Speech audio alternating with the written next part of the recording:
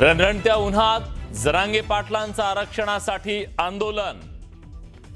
सातारा गॅझेटसाठी आग्रही भूमिका तर उपोषण मागे घेण्याचं राधाकृष्ण विखे पाटलांकडून आवाहन। कुठल्याही परिस्थितीमध्ये तटकरेला आम्ही शीट देऊ देणार नाही आहे। पण तटकरे नेहमीच गनिमी काव्याने आतापर्यंत लढाई जिंकलेली आहे। सुनील तटकरेंविरोधात शिवसेना आमदार महेंद्र दळवींचा आक्रमक पवित्रा।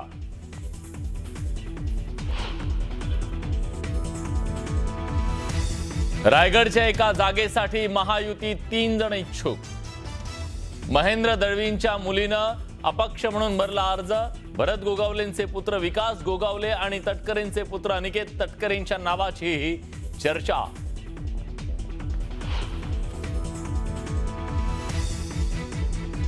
गोकुळच्या निवडणुकीसाठी महायुतीची मोर्ची बांधणी।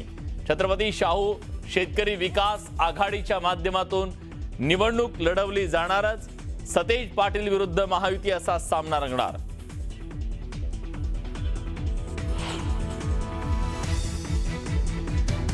पुण्यात विषारी दारू कांडानंतर कारवाईचा बडगा। राज्य उत्पादन शुल्कचे 13 अधिकारी निलंबित तर पुणे पोलिसांकडून 9 जणांचं निलंबन। मृतांची संख्या पोहोचली 18 वर। मुंबई आणि दिल्लीत मोठ्या घातपाताचा कट उधळला। पाकिस्तानी गुप्तचर संस्था ISIनं आखला होता घातपाताचा कट। आरोपींकडून पाकिस्तानी हँड ग्रेनेड जप्त।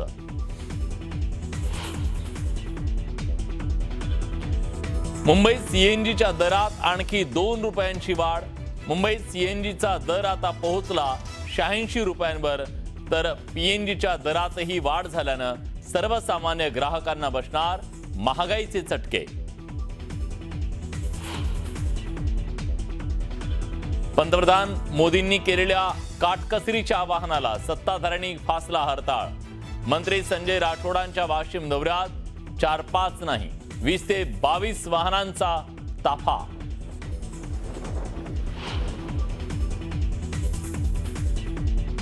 कापूस आयातीवरील सीमा शुल्क तात्पुरतं माफ। 1 जून 2026 ते 30 ऑक्टोबर 2026 5 महिन्यांसाठी सवलत लागू। केंद्र सरकारचा मोठा निर्णय।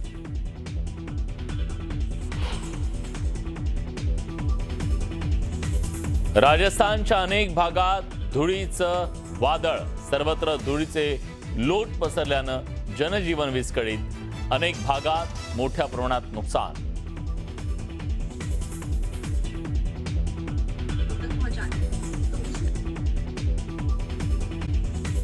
बातमी बीडमध्ये। बीडच्या केजमध्ये अल्पवयीन बलात्कार पीडितेची वैद्यकीय तपासणी स्त्रीरोग तज्ञ नाही तर भूलतज्ञाने केली। अत्यंत धक्कादायक आणि गंभीर अशी ही बातमी आहे। आता विशेष म्हणजे या भूलतज्ञाला पॉक्सो प्रकरण कसं हाताळायचं या संदर्भात प्रशिक्षण सुद्धा दिलं नव्हतं असं कळतंय।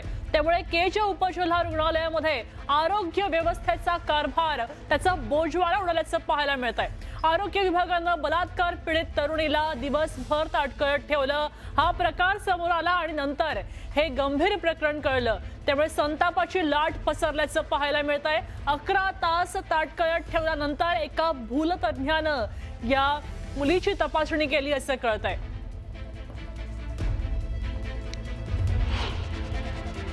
भूलतज्ञ महिलेनं या मुलीचं मेडिकल केलेलं आहे। त्यामध्ये त्यातली ॲक्युरेसी ही भूलतज्ञाकडून येऊ शकत नाही। आणि दुसरी गोष्ट अतिशय वाईट गोष्ट अशी आहे की त्या म्हणजे भूलतज्ञाची वाट पाहत त्या मुलीला 10 तास मेडिकलच्या प्रतीक्षेसाठी बसवलं। म्हणजे एखाद्या वेळेस गायनोकॉलॉजिस्टसाठी बसवलं असतं तर वेगळी गोष्ट आहे, पण आणि शेवटी अंतिमतः भूलतज्ञानं त्या मुलीचं मेडिकल केलेलं ही गोष्ट कायद्याला धरून नाही। या प्रकरणामध्ये भूलतज्ञ डॉक्टर आणि स्त्रीरोग तज्ञ डॉक्टर हे 2 वेगवेगळ्या डॉक्टर आहेत। हे जी काही पीडित आहे तिची वैद्यकीय तपासणी स्त्रीरोग तज्ञ डॉक्टर म्हणून केली पाहिजे। त्या स्त्रीरोग तज्ञ डॉक्टरने त्यांच्या ज्ञानाचा आधारावर तो रिपोर्ट बनवला पाहिजे आणि तो रिपोर्ट त्यांच्या ज्ञानाच्या आधाराच्या कसोटीवर समोरच्या वकिलांनी विचारलेल्या प्रश्नावर तो टिकला पाहिजे आणि टिकल्यानंतर त्या आरोपीला म्हणजे शिक्षा होऊ शकते. त्यासाठी त्या पीडितेची तपासणी स्त्रीरोग तज्ज्ञांनीच केली जाणं आवश्यक आहे. एक तर अजिबात संवेदनशीलता नसलेली ही व्यवस्था आणि त्याच्यामध्ये ह्या सगळ्या परिस्थितीत तिला तितकं अन्याय झाल्यानंतर पुन्हा अन्याय तिच्यावर ताटकळत ठेवून पुन्हा ती भूलतज्ञ आता अशा परिस्थितीमध्ये न्यायालयामध्ये आणि बाकीच्या सगळ्या न्याय प्रक्रियेमध्ये त्या भूलतज्ञ व्यक्तीने डॉक्टरनी केलेलं तिचं मेडिकल कशा पद्धतीनं पुढे जाते, त्याला न्यायाधीश कसे बघतात, आरोपी कसे बघतात, त्याच्यावर शंकाच आहे.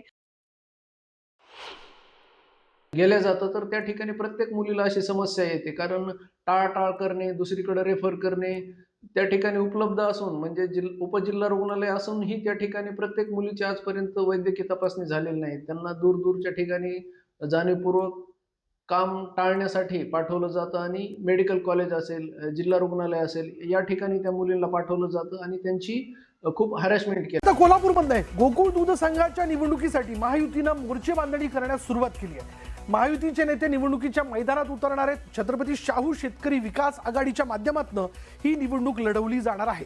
महायुतीच्या नेत्यांच्या बैठकीत हा निर्णय घेण्यात आला. त्यामुळे आता गोकुळ निवडणुकीच्या निमित्ताने कोल्हापूरमध्ये पुन्हा एकदा महायुती विरुद्ध सतेज पाटील असा सामना रंगताना पाहायला मिळतोय.